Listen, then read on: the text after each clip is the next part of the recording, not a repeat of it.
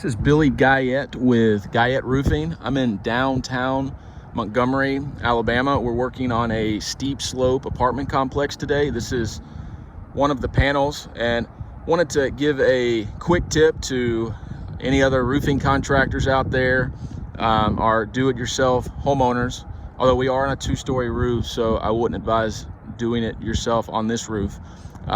This is an application tip regarding roof deck and how to change out roof deck. This is an old roof deck. You can see it's 1x6 dimensional lumber.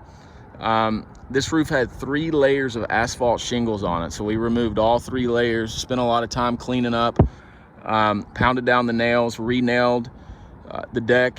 And this wood right here that we're looking at has not seen the sun since JFK was assassinated, since the 60s. I know that's morbid, but it's the truth, I think. Anyway, it hasn't seen the sun in a long time, so we're letting it breathe right now while we take a lunch break. Anyway, back to the subject regarding deck replacement. We've got on the lower section of this panel right here, we've got massive rot, or we had massive rot. We've taken most of it out at this point.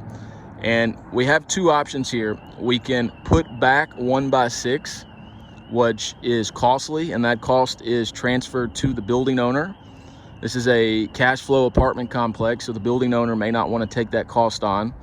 Or you can put down 3/4 inch CDX plywood, and that's what we've done over there. We've got 4x8 3/4 CDX plywood, and the 3/4 CDX plywood is the exact same width as the old board sheathing, so it matches up fine, and structurally it is the same, if not a little stronger.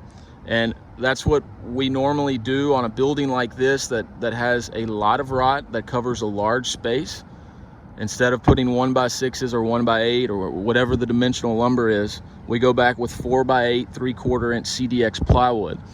And if we have a section of the roof that has a micro leak, something that we can surgically remove the rot from and then splice in new 1x8, we do that. But when we have large sections like this, instead of eating into the cost, this is going to be a change work order for the building owner, because we didn't know the rot was this extensive. But if we put 1x6 instead of the 4x8 3/4 inch CDX, the change work order would be a lot more. So this is just something that we do to save money for the building owner. And you can see right here how it is the same depth or width, same thickness. And we're going to do this along this whole section right here.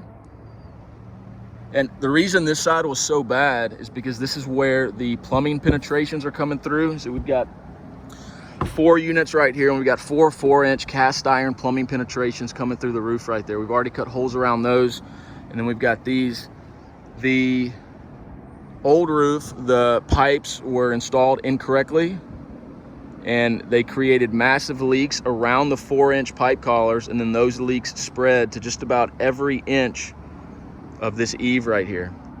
And so these 4, 1, 2, 3, 4, those 4 pipe collars caused most of the damage right in here. So that's another quick tip. Make sure whoever's installing your pipe collars know what they're doing, and then double check that, and then have someone double check what you double checked, and then take a picture of it and then send it to National Roofing Contractors Association of America. Send it to their corporate office, and then have them check on it, and do that for every single pipe collar, and you'll never get a leak around a pipe collar.